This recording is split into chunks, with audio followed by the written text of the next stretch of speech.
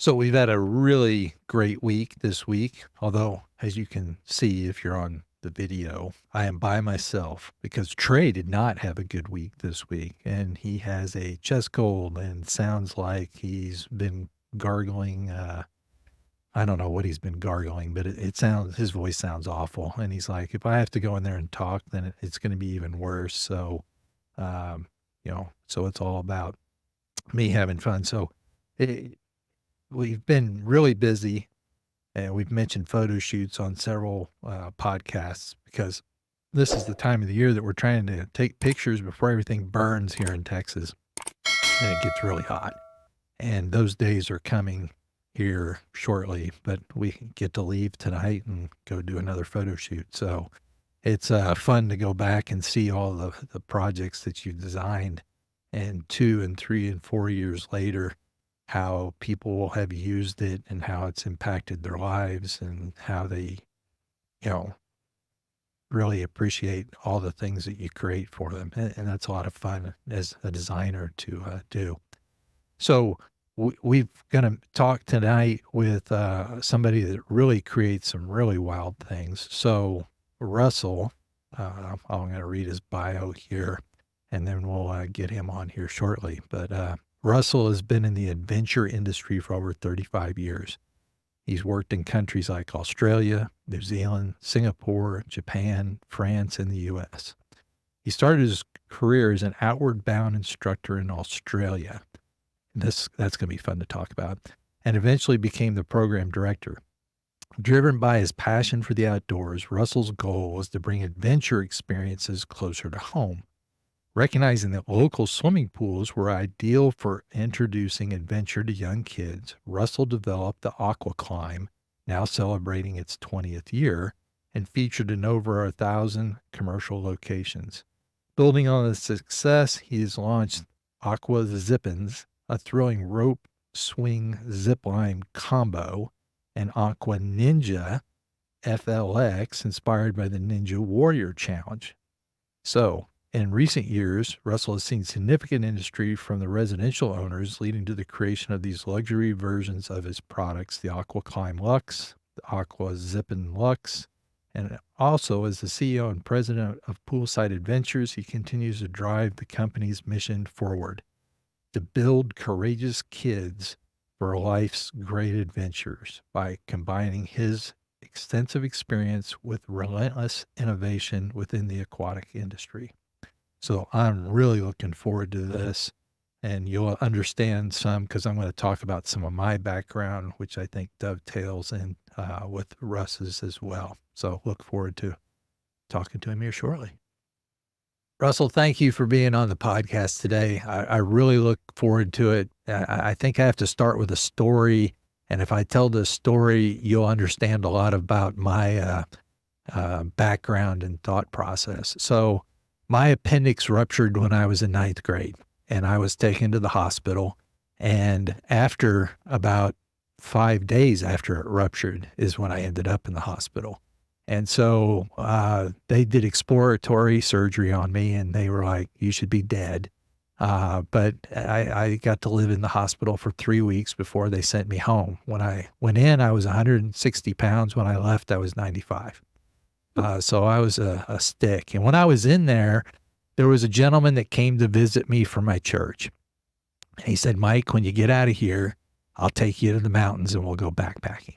And I was like, okay, sign me up. I'm all for it. So at that point, I was 14 years old, and I enjoyed the outdoors. My parents had split, and my dad was very much the outdoorsman, but I was living with my mom in Texas. And so I wasn't getting to get out and enjoy the outdoors as much as I would like to. So when I got out, Stu was a gentleman's name, and Stu had a program that he took kids, and they had to be 16 years old. And so 16 was the minimum age to 19 was the age they could be a graduating senior in high school. And he would take them to Colorado, and they would backpack for 3 weeks. And his program was called Outer Limits.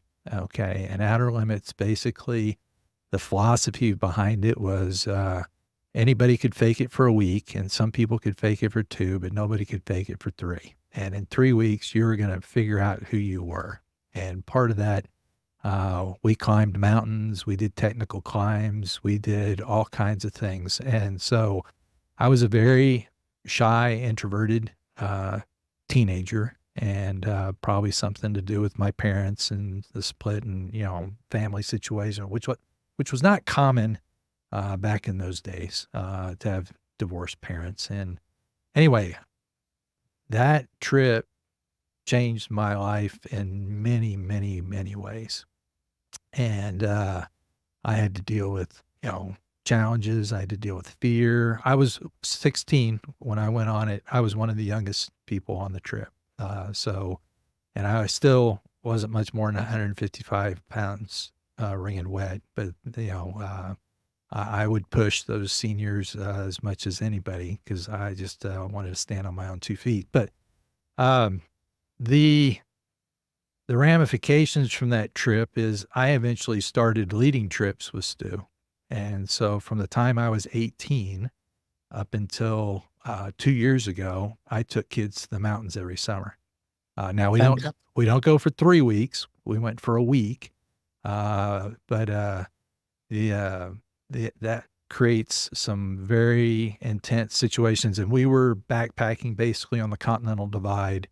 It wasn't just like a backpack in and rest for a week. We were basically, covering anywhere from, 30 to 45 miles with a full pack and the altitude changes and all that fun stuff. So that's led me to part of that experience was all my children were very involved in this and still are some to this day. But we COVID kind of messed us up and slowed us down. And then, we're shifting priorities at this point in time and trying to figure out how I can incorporate this with my grandchildren. But my children from 4 years and up were on backpacking trips all their lives. And so that to them, it's just normal. Right. But that's the adventures that we've had. So I read your bio and I was like, oh, I can relate to this guy. Anyway, so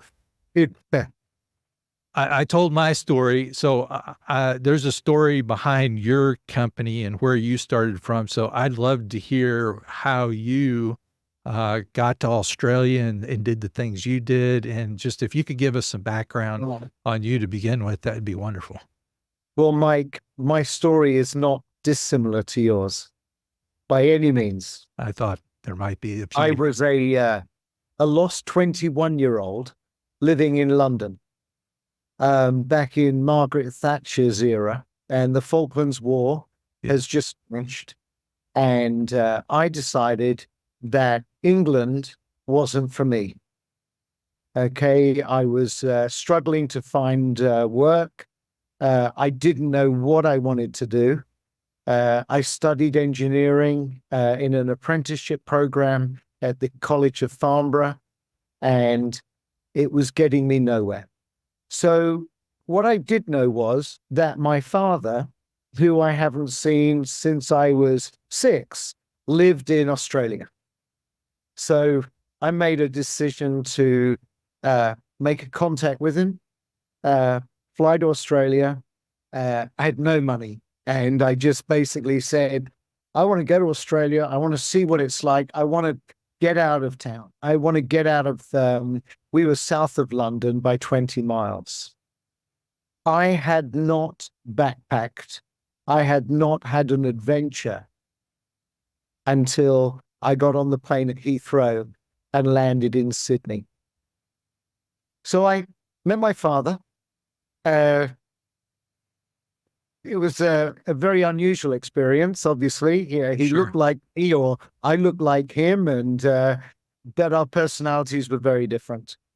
But the one thing he did was he gave me a footing in Sydney, of which I could then go and explore.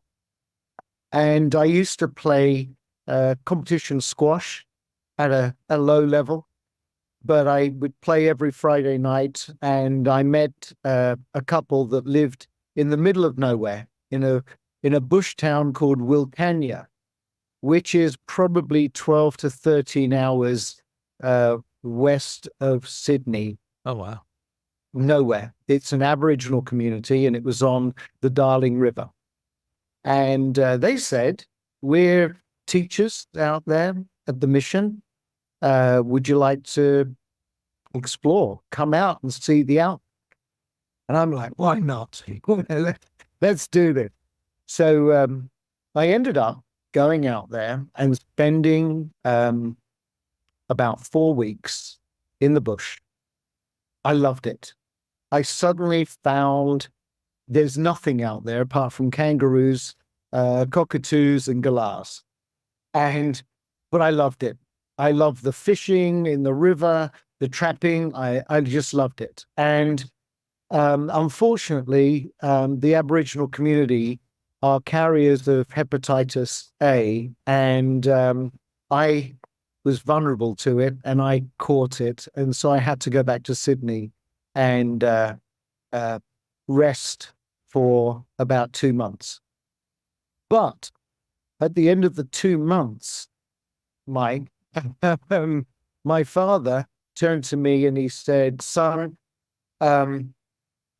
you've got to make a choice of what you're going to do. You can't stay here. So I'm going to make you an offer. The first offer is that I buy you a Greyhound ticket and you travel around Australia. You go to the youth hostels and you take the perimeter of Australia all the way around, take as long as you want, go and meet people, go and explore Australia." Or he put a leaflet on my on the table, kitchen table, and it said, "Outward Bound Australia, 26-day standard program." And so I had the choice. Do I go free rein, go out there and do my own thing, or do I go on this structured program in the middle of the Barrier Reef up in far north Queensland? I was 22. And I told my father later on, he gave me the choice. 2 paths diverged. And I chose what I believe is the less traveled. I chose Outward Bound. I went there as a Englishman in an Australian environment, and I would be the first up. It's a very hard course. It's 26 days. There were 80 students. To me, living in really tough times in London, coming and now being in the Great Barrier Reef, climbing Mount Bartle Frere, rafting down rivers, going out to the islands as part of a team, I thrived. It has made all the difference, huh? It was incredible. I discovered what my passion was. I loved adventure. I loved the outdoors, but I was never exposed to it in England.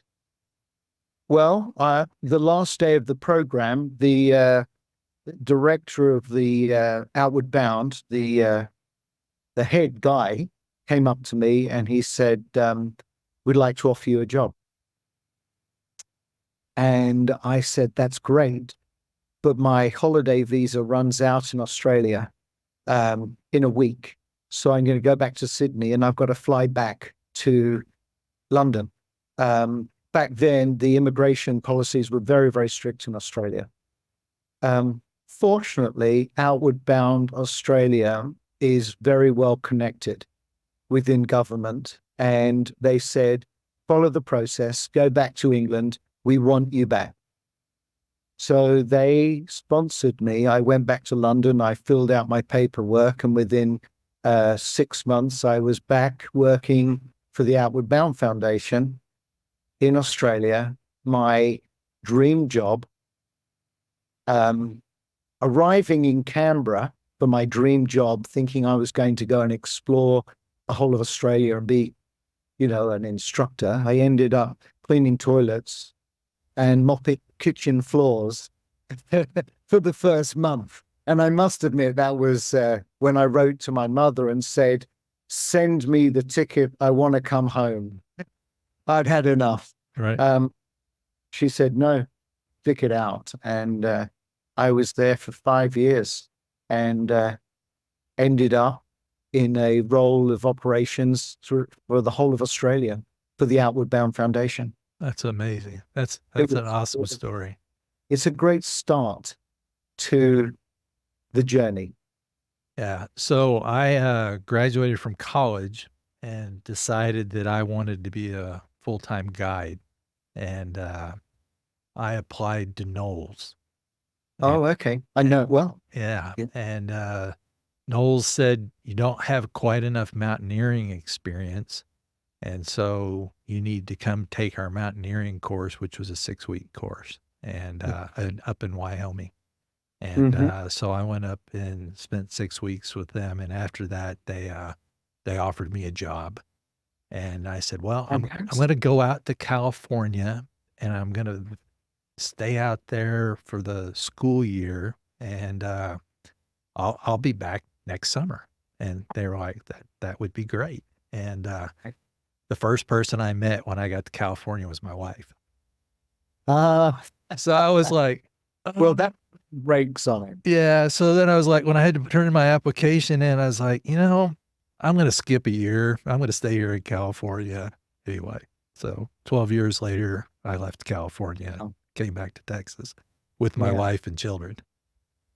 Well, Knoll and Outward Bound are not dissimilar. Knoll's being more of a skills-based program, right? And Outward Bound being an experiential educational program. They're both phenomenal programs. Both have incredible opportunities for people to grow. Yeah. The adventure. Tell us how you took adventure and ended up. I'm sure there's a journey to where you are with your company. Your company's been in existence now for 20 years. And our guests don't even know what you do still. In America. Oh, so 20 years. And that hopefully you can edit a lot of this so that the story shortens.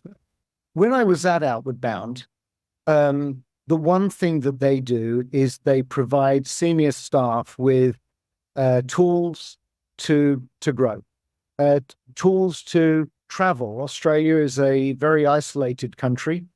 And after 3 years, the senior staff decided that it was my turn to go travel the world and bring back to Australia and to Outward Bound Australia, bring back ideas that are being utilized internationally. I made the decision that I was going to learn about programming, equipment and ropes course construction, adventure courses, because in Australia we don't have a lot of trees in areas that we operated, and we needed, because Outward Bound Australia had a main base in Canberra, they were located all around Australia. So we would be very transient, and we would establish a site for the programs, say in far north Queensland or in Western Australia, and it would be for about 6 to 8 weeks. So I went off and I worked with a company in Boston called Project Adventure. And they were very, very well known for their programs using ropes courses, ropes adventure courses. The president at the time was a gentleman by the name of Carl Ronke. He's written many books on adventure.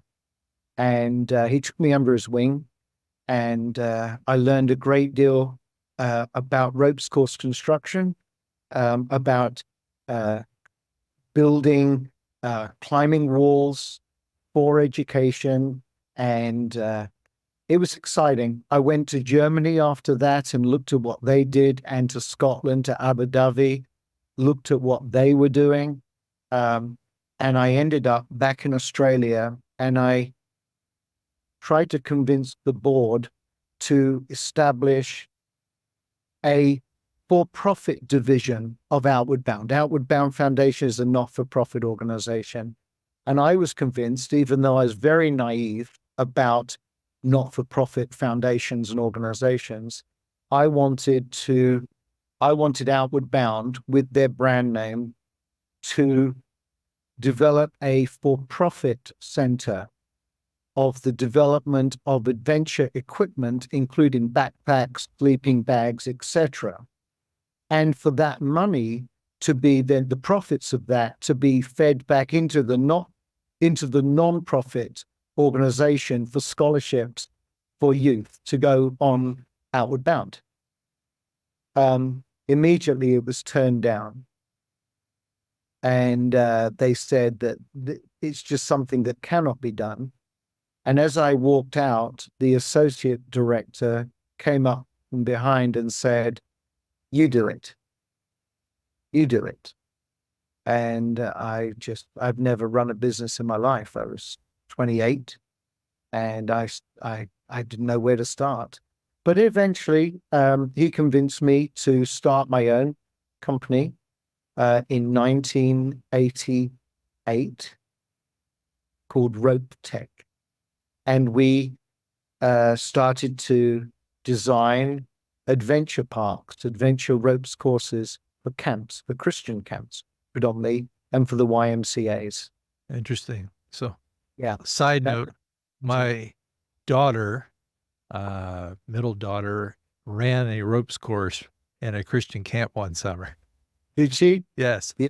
Yes. They're everywhere. Oh, they are now. So, but she was like, I spent the whole summer with my feet not on the ground. Right. So anyway, good stuff. Oh yeah. So that's where it started.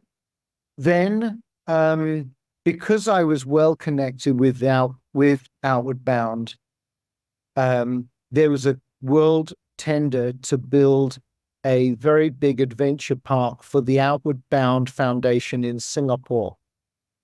And it was Americans, they put their bids in, and I put a bid in. I flew out there, I spoke with them, and then I put my bid in, and it was a global competition, and I won the contract. Awesome. So suddenly I'm a one-man operation designing this stuff, and now I've just been asked to build a huge adventure park. I think the budget at the time was $4 or $5 million, US dollars. And I spent the next probably 7 years working in Singapore and Australia, building 2 companies, eventually selling to a Singapore company, public company, in 1997. Okay. Yeah. That was the journey continues. After that, my wife and I decided that America was the best. She was American. She is American. And we decided to raise our children in America. So her mother lived in Carrollton, Texas.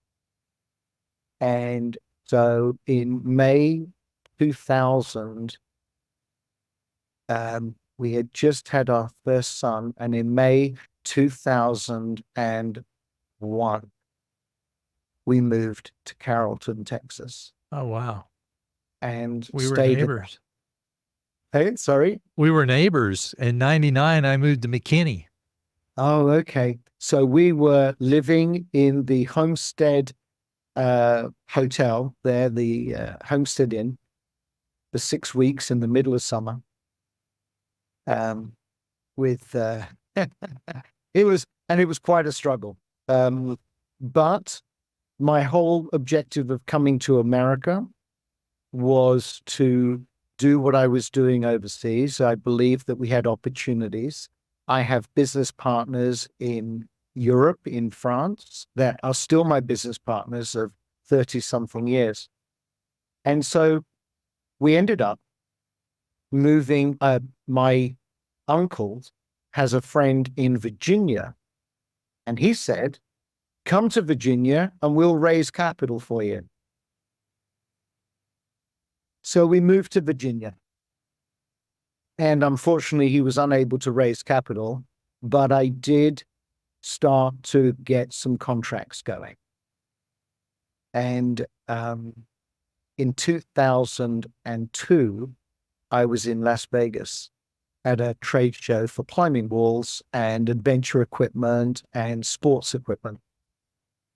And when I went around and looked at the competition, all I could hear was the same story about it looks like a rock, climbs like a rock. And now it was down to there was no differentiator between a climbing wall that I was selling and the climbing walls that were already established in America. So I walked across the lobby. I went into a bookshop. I was quite upset because I didn't believe that I was going to make a living out of selling climbing walls, designing climbing walls. And I went into the bookshop, and there is a book there called Blue Ocean Strategy. And I didn't put it down all night. And you're familiar with Blue Ocean Strategy? Yes, I am.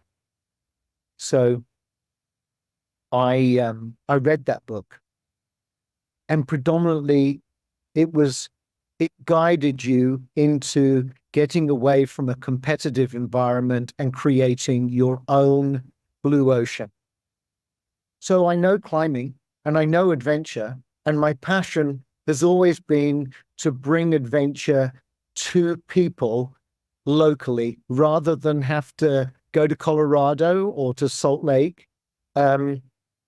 And as I was reading the book, it talked about look for a large marketplace. And I was shocked. I didn't want to get out of the adventure business. Right. I didn't want to get out of what my whole life had been before. I didn't want to step out of that. And then I did some research and saw that swimming was the number 2 participative recreation in America after baseball. And I was shocked. And then doing more research, it came that in public pools, there were 309,000 public pools in North America. Well, what if I simply stuck my climbing walls in swimming pools? No ropes, no harnesses, and they simply climb and fall. Make a splash. And that was my blue ocean strategy plan. I gave up on all the big stuff that I'd been doing, and I focused my engineering experience and my experience of building adventure products, and I created AquaClimb, the poolside climbing wall. And I sold 14 in the first year. Now, it sounds quite a lot now, but it was actually, I was hoping to sell 100. Right. I sold 14, and those were very tough to sell because there were no climbing walls in swimming pools. No, not at all. Not back in 2003. So it was difficult. I went to a very large aquatic architects firm that specialize in commercial pools. And I did a presentation. I had 2 sheets of paper. I had 1 photo of what we have done and some ideas. And they're the largest aquatic consulting architects in the country, in America. And one of the principals came to me and he said, I think this is one of the most exciting, innovative products that I've seen introduced to our company in many years. We'll support you. So they started specifying our climbing walls into swimming pools. And it became legitimized because now with this company supporting us and specifying us into projects, suddenly doors opened. And that was the start of AquaClimb. The designs have evolved, but that was the pretext, was to get this thing out there, and hopefully kids will have their first climbing experience where they swim. Well, and there's no risk. One of the coolest things about climbing, though, is overcoming fear. And, that's something that a lot of people, have a struggle with. And then once they do it, it's amazing the confidence that they'll achieve. And so I'm sure the same thing comes into play here. And going back, you mentioned, I just wanted to comment on one of the things you said. You didn't want to leave the adventure industry. Why? It's what I knew. Okay. It's what I loved. And I couldn't imagine a career outside of an industry which encourages people to grow. And that was the experience I had. It seems like that's the experience you had. Certainly was. And I know what it did for me. And if we can achieve that, even just one person a day going on a wall. I know we have thousands of kids right now out there on our walls. Right. And on Aqua Zippins, and they're out there, and I know they're out there doing it, and I'm hoping that it just stimulates ideas of risk-taking in these kids.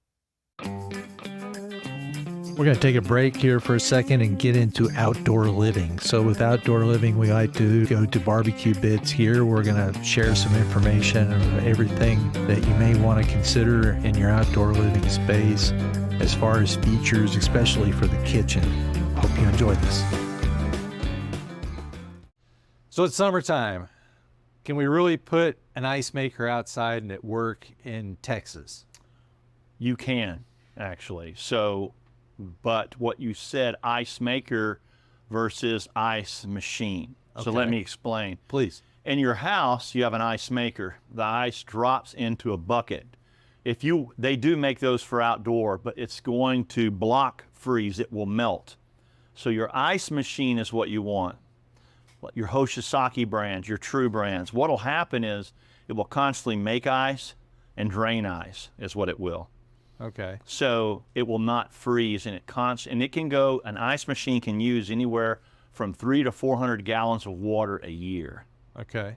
So that's one of the reasons that you have to have a drain with a lot of cities with an ice maker, which requires you to then tie into a lot of cases with the city to the sewer. That's correct. So this becomes a very expensive piece of equipment in a lot of cities. It does. And now, if you're doing ice now, to tack on a sink doesn't become that much of a cost issue, because all those issues that are tied together. Right. But that's one thing I never forget. The first time I did an ice maker, I was going to just drain it out into the yard. The city of McKinney was like, no, not a chance. Yeah, they won't do that. So any other things we should think about? Are there different types of ice? There's different types of ice. There's nugget ice, like the Sonic brand ice, drive-in, like the Sonic brand. It's a small chunklet ice.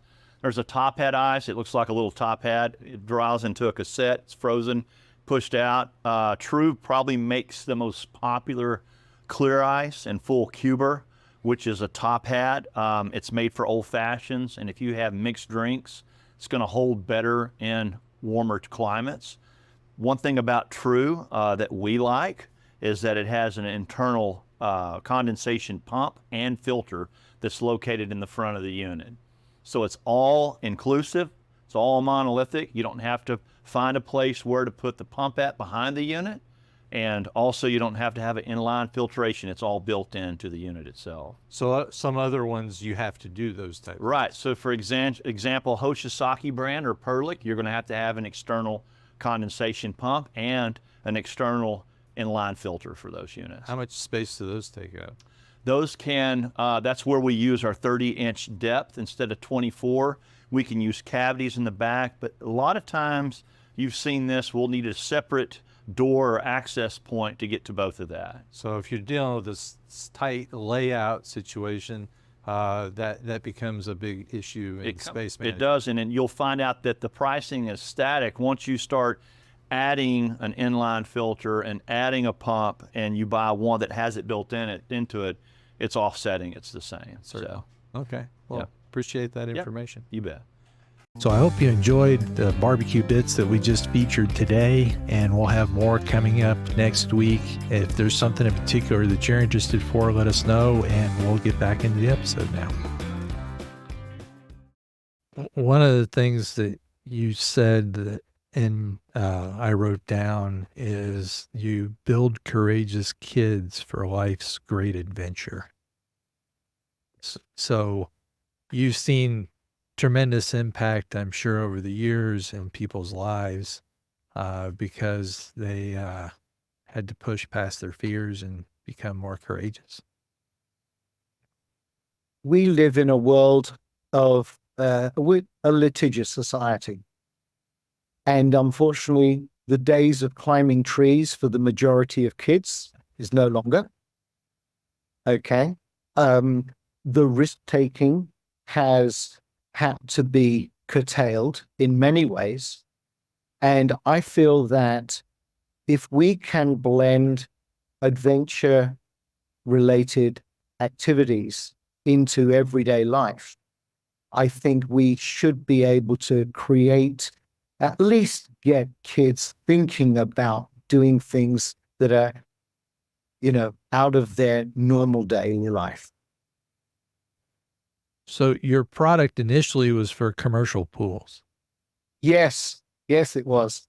But you've changed and added to that model, and you're doing residential projects as well now. Yeah, I'm in a hotel up in New York right now, and tomorrow we will be building an Aqua Zippin for a celebrity. I've got to go to his house tomorrow, and we'll be installing a custom colored Aqua Zippin for his kids.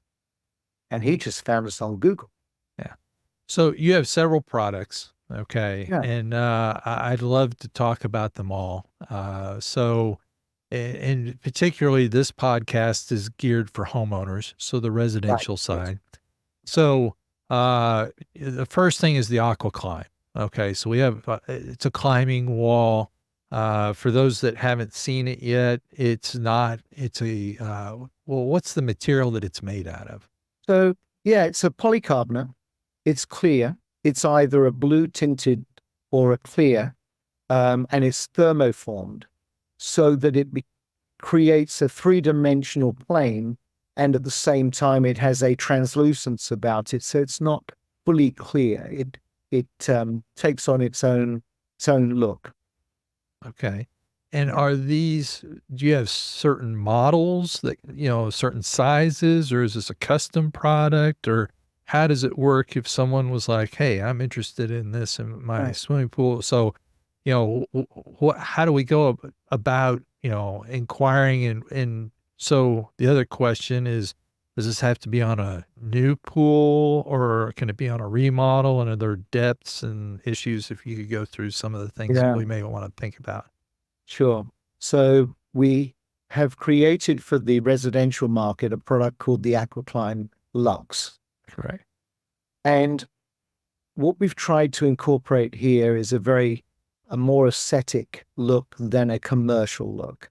And the magic first question that we always ask is, well, how deep is your pool? Because that determines the height. And it's always better to go higher first than it is wider. So once we've worked out that, and it starts basically 6 feet pool depth, anywhere up to 12, 13, 14 feet. The maximum height of the Luxe is a 6 meter, which is what's 6 meters? It's about 21 plus feet out of the water. And you'll need about 11 foot of water depth for that. Wow. And you can Yeah. So, and then once you've determined the height due to the from the pool depth, then you can decide on the width. And the width is predominantly two things: budget driven, obviously, Sure. and the second thing is the space. And most homes that we have installed in have a deep end, and you'll be more familiar with this than I am, really. But they have a deep end, but you need to have at least 6 feet, 5 to 6 feet either side of the wall edge, and 10 feet back. And that's the sort of the drop zone area, the safe drop zone. Okay. So we'll determine, and we have had customers say, ignore the drop zone, just put me in the biggest wall I can have.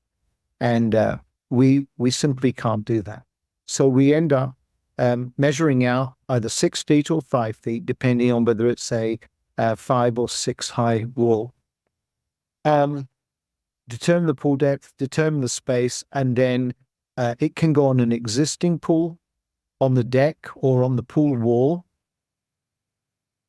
Okay. Or it can be, as we've just finished a big project in Cincinnati, Ohio, where the wall was embedded in its own designed alcove by the pool builder.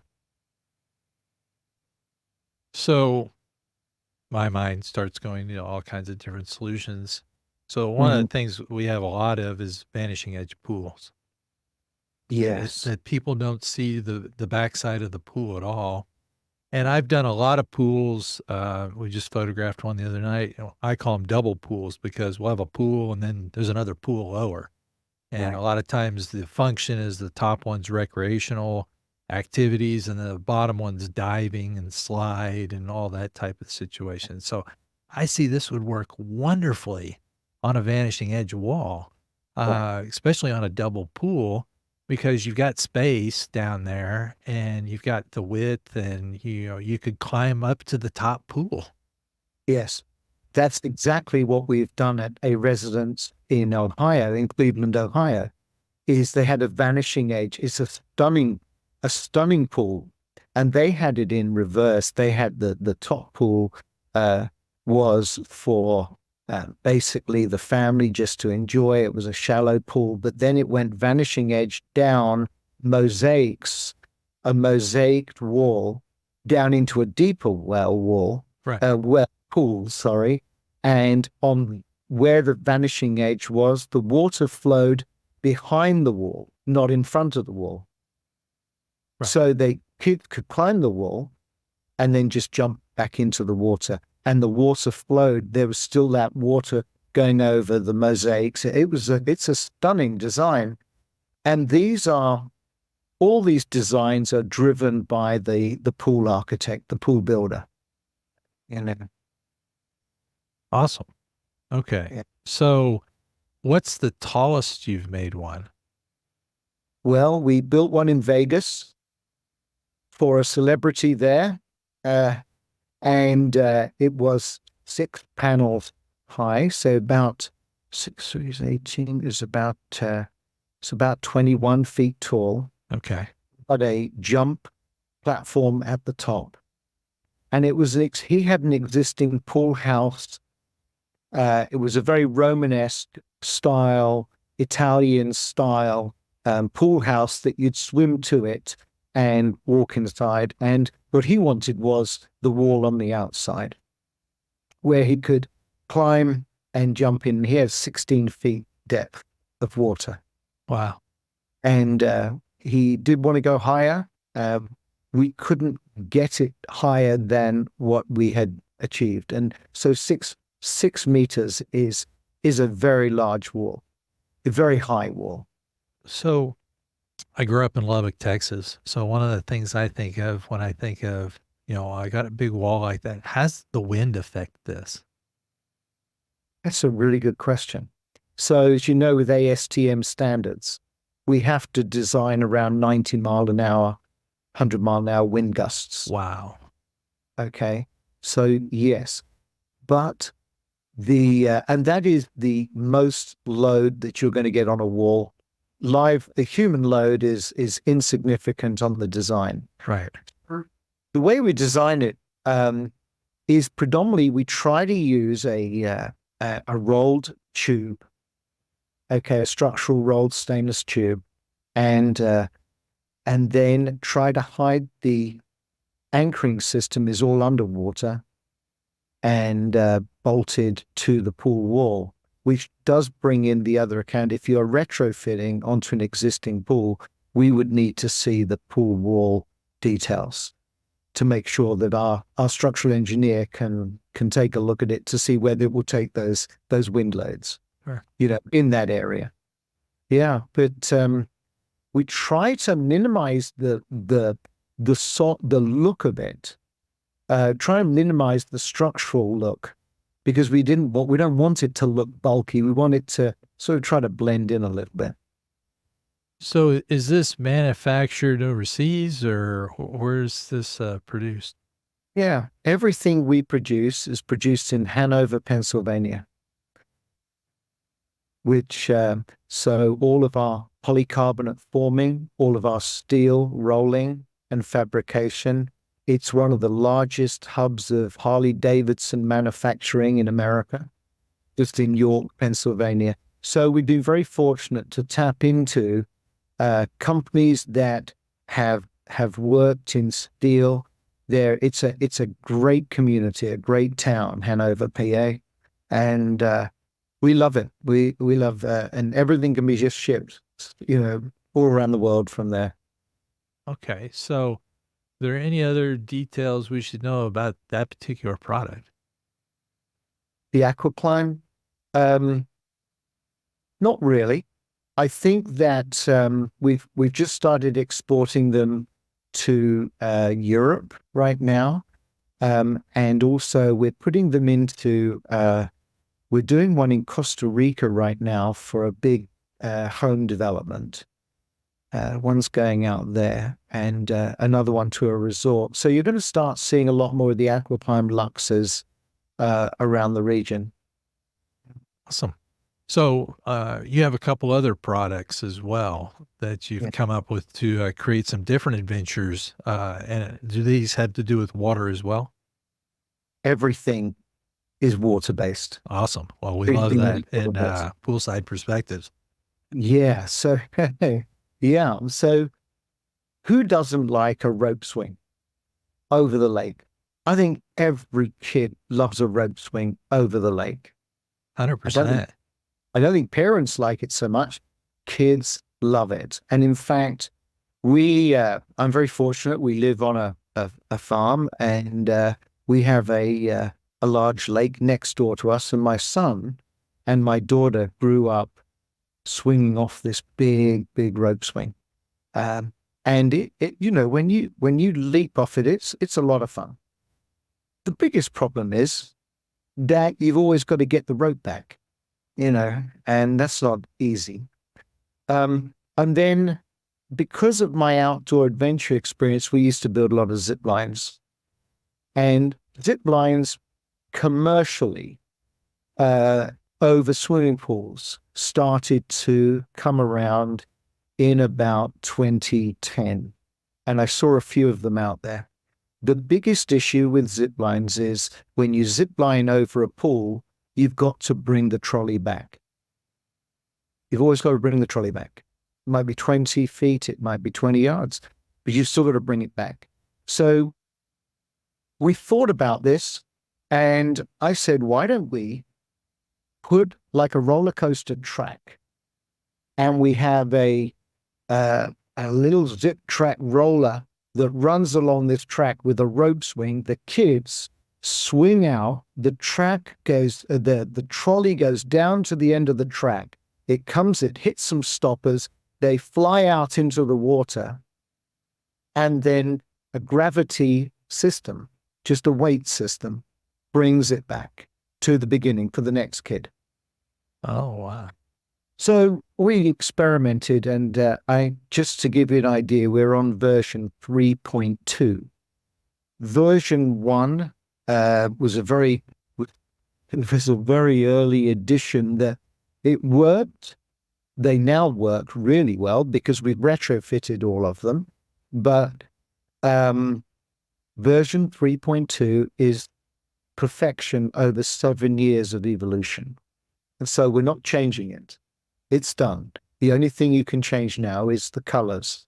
And for residential, we have decided that we will produce the colors that the client would like. The one we're installing tomorrow is going to be in the colors of the Ukraine flag. Awesome. So we've got the blue and the yellow, and that's what they wanted. And that'll be going in. So the whole concept, hold on, slide out. And again, the risk factor is when you look at the perceived risk, which it is, there is a minimal actual risk. And then we have a matting system on the deck that allows for a 7-foot fall safely. Because kids, sometimes kids have never held onto a rope and gone out for a swing, especially at a 4 or 5 or 6-year-old. So this is their first experience where they're going to hold onto a rope and they're going to walk out, into the, walk over the water and zip away. So our concern was always, what if they suddenly let go? Well, their hands are going to be all over the place. So we made sure we've got a nice safety padding system that goes into the water, comes out, and is 3 feet behind the zip-in. But in reality, the momentum is always moving forward. The kids are always moving forward. So there is no risk to it. And we have now 200 locations, thousands and thousands of kids on a daily basis playing on these. And I think it's the coolest product. I think it's cooler than the climbing wall, personally. So is there certain requirements with the pool from like a depth standpoint that you need with this? That's a good point. 4 feet of depth. Oh, so 4 feet. Wow. And we've done all the studies on this. So it's a 4-foot pool depth, and it simply can be installed on a 4-inch concrete pool deck. In the case of the customer that we're going to tomorrow, he had to pour a small foundation. I think it was a 3 feet deep by about a 2 foot by about a 4 foot lump of concrete. And that's all he needed to do at the back of his deck. So that he didn't want to touch the materials on the deck. So he re-poured his concrete, and we're just bolting to that. So just a big footing. That's what it's Just pretty. Yes, just a ballast. Gotcha. Awesome. That sounds like a lot of fun. I've never been on a river or a lake where there's been a great swing. So that would be, I've always seen it and thought it'd be fun to do. And it was just, again, I grew up in Lubbock, Texas. There wasn't a lot of big trees or streams for that matter. Right. But we did do some zip lining across rivers, doing river crossings when we were in Colorado. Yeah. That was a lot of fun. I can imagine. What is your other product?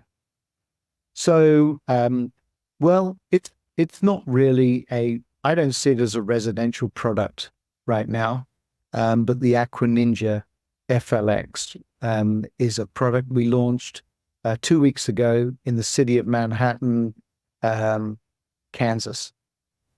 And it is a small, it's a lot of obstacles strung on a tension netting system with fiberglass rods. So the whole thing is dynamic and moves, and kids can walk on it, they can swing on it. It's to get from A to B, and it really is just a more sophisticated lily pad walk that you see in commercial areas. So we launched that, and it was just fantastic to watch the kids. And I'm sure that we will create a single flex rod that comes out over a residential pool, and then hang from that. So the journey will be like they can get on it and they can swing out and they can climb out and they can traverse out to the end and jump in the pool. That's something that we will evolve. It should evolve within the next year. So I can just imagine, a second story, tree house next to a swimming pool, that this would be a lot of fun. Yeah, that's right. That's right. And the teenage boys would just jump from the treehouse into the pool. Oh, go up the climbing wall. You could create a whole thing, just with your products here. So yeah. Well, that's the goal, is to try to create an adventure zone for kids, either in their own home, safely, to play safe. When you fall in water, it's a lot of fun. And when you talk about the climbing wall, what I found is that it takes more courage to let go at the top of the wall to fall into the water than it does to climb the wall itself. And that's interesting. I've also found that personally, climbing large walls and then thinking, I've got to let go now. I can see that, because you're on a ropes course, you climb to the top and then you get to rappel down. So there's no free fall involved with that. So, but with your situation, it's a free fall to the water. Right. And so we've now blended our climbing wall, and in the middle of the climbing wall, at the 3rd or 4th level, we've put jump platforms in. So kids can now climb up the AquaClimb. They can climb up and climb into an enclosed sort of box, and they can stand in there and then they can jump out. So we've now sort of combined that jumping off a cliff now. Right. Awesome. Yeah, it's amazing what you can do with time, and things evolve. And I'm sure it's the same in designing pools. The pools you design now and the pools you designed several years ago, I'm sure they've evolved so much. People are like, you've been designing crazy pools as far as and I'm like, man, when I started 35 years ago, they were pretty simple. So they're getting crazier, right? Oh, most definitely. COVID, I tell people, changed the pool industry, and we'll never go back to what it was before. It's just people want neater and cooler and different things. They want everything they've got in the house now. They want it outside. So, so now we can bring the whole gym experience, an outdoor adventure situation out there as well. So anyway. Yeah. And kids need to play. 100%. Yes. I think a basketball net is good. A climbing wall is just cool. Awesome. So if someone was interested in contacting you to work on one of these, what's the easiest way to reach out to y'all? The best way really is to go to poolsideadventures.com and fill out the form, have a look at all of the products that are there. We've tried to be quite informative so that when people look at them, they can go to the Luxe version. They can see what's available, what they look like. And it answers most of the questions for them as well. But then obviously, if they fill out the forms, and we'll contact them, and it's a journey that starts with an idea. Yeah. Well, it's a marvelous idea. And of course, when I was newly married and we were on one of our trips and we were doing a technical climb on a mountain peak, and I pulled up onto a ledge and everybody's sitting on the ledge watching me, and I pulled up and the granite piece I was holding on to peeled off. Right. And I sat there and looked in their eyes and basically peeled off the face of the cliff. And I landed 20 feet down on a ledge that was 6 by 6. No. The next ledge was about 200 feet down. And So when we got back to camp, everybody was like, we're not telling Laura what you did. Wow. She was Yeah. pregnant with my oldest on this Oh, trip. sorry. Anyway, and I literally peeled 3 fingernails off my hands, just clawing as I was going off backwards, and was all tore up. And we told her that I fell crossing the Talus field, and she believed it. And about 2 years later, I'm like, I got to come clean on this, because if she finds out what happened through somebody else, I'm dead. Anyway, Yeah. so Yeah. I told her what happened, and she was like, well, I just ask one thing. Can you please give up technical climbing, especially free climbing? And I Sure. said, after that experience, yeah, I can probably do Right. that. And so her one request is, as we raised our children, was please don't teach my children how to do what you used to do. They Right. don't need scars on their knuckles and all that stuff that you have. They can have other adventures, but don't teach them that one. So I think that this would be an acceptable one to use with my grandchildren. I think so. My daughter still climbs. She's in the Yosemite, and she climbs often. Oh. And she lead, and it does scare me. But you know, climbing is a great way to physically, you know, exercise your core muscles. And kids don't know they're doing it. Oh yeah, it's just fun. It's just fun, and that's what it's all about. And so, if we can align with building courageous kids for life's great adventure, it is a great adventure. Just get out there and do something, you know. That's what we. And I think sounds like you've had a lot of those experiences, which is fantastic. Yeah, likewise. So, well, I thank you very much for coming on today and explaining your really cool projects. And Sure. I look forward to having the right client that we can create the right situation for them in their backyard paradise. So Yeah. You know, the parents that I've met that have purchased AquaClimbs, I've spoken with them, you know, asked them why did they purchase this? And the latest one I just built in Cincinnati, he said, I have 4 boys. And they need to be doing this kind of stuff daily. They need to get out, because everybody's doing this with their phones. right. And one of the customers in Salt Lake City, he said, I bought this for my grandkids. I want to introduce them to climbing. And the kids were running around, and, you know, so it is driven by parents that get it. They want to create an adventurous environment, a different environment than, you know, the TV and gaming kind of stuff. Well, the other thing is, I have a lot of families that want to create the backyard space where kids like to come and hang out, because they Yeah. want to create that environment, because they want to know where their kids are at.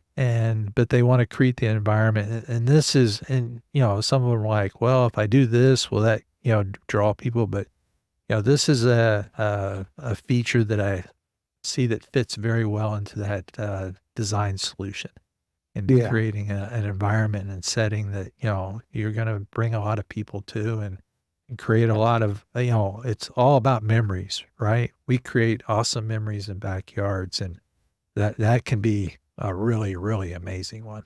So Yeah, anyway, I think so. I thank you So for much. those Thank you. those memories that are coming, because we will have fun doing some things. So Yeah, I really appreciate it. Thanks for inviting me on. yeah, well, Where's Trey? I was expecting Trey. he has chest cold, can't hardly talk. Anyway, okay. so Okay. yes, and he grew up. His first trip in the mountains was when he was 3, and so he grew up always in the mountains, and that's you know, he doesn't know any better on all the adventures he's had, and he's had a few. But anyway, Yeah. well, Thank you so much. Thank you for your time. All So, right. adventures change people. Adventures push people to explore what their potential is. And a lot of times, especially when you have a group that's on an adventure together, you push each other to go beyond what you would do as an individual. So when you explore what your potential is, then, it's not like a rubber band. You don't go back to where you were before. You stretch, you become something more. And in my personal life, that changed who I was as an individual. It really promoted a lot of leadership capabilities in me as a 16-year-old because of what I did and achieved in those weeks that I spent in the mountains. And I go back all the time, and I've taken people back for decades to help them achieve their potentials. So what Russell said is the challenge is not everybody can do something like that. So having the capability to explore your potential and push and challenge yourself in your own backyard, well, that's a great thing that you can do. And as I mentioned, the draw that we'll have with a lot of individuals, it creates a space that kids can come and challenge each other to become more, which is a great thing. And that's as parents and grandparents, we want to happen. One thing I talked to Russell briefly that I should have on the podcast, but when we were recording it, each panel of the AquaClimb is 39 inches by 39 inches. So basically, if you start a wall, what you're basically going to have is one panel wide and go 4 panels high. And the first panel, half of it's in the water, so you can start up it. So if you're trying to think out where you could put this and what space you would need and, how you could start this, that can give you something to start with. But I would encourage you to reach out to Russell and talk to him about their products and be creative. I mean, I think this is something that if you start thinking about and where it might have a place and how you could use it, I think you're going to create a space that people can enjoy. And I look forward to we were climbing on it. So we were in actually last fall at the Whitewater Center in North Carolina, and they had one of his walls there. And we were doing whitewater rafting, and we were basically holding the bus up with us doing our whitewater rafting. So I didn't get a chance to climb on the wall. I really wished I could have at that point in time, but I will definitely be checking one out soon. So hopefully you enjoyed the discussion and about the adventure. And this is some really cool things. You can create adventure in your personal space. And you may want to go check out some that are in commercial spaces as well and try that out. So once again, if you've got questions, please reach out to us on social media. You can put those also on the website. And we're going to continue to look at a lot of different products all over the scope, because basically Poolside Perspective is about creating the homeowner's guide to the process of creating your pool and outdoor living paradise. So any and all things that fall into that, we're going to be talking about. So we'll look forward to talking to you again soon. Take care.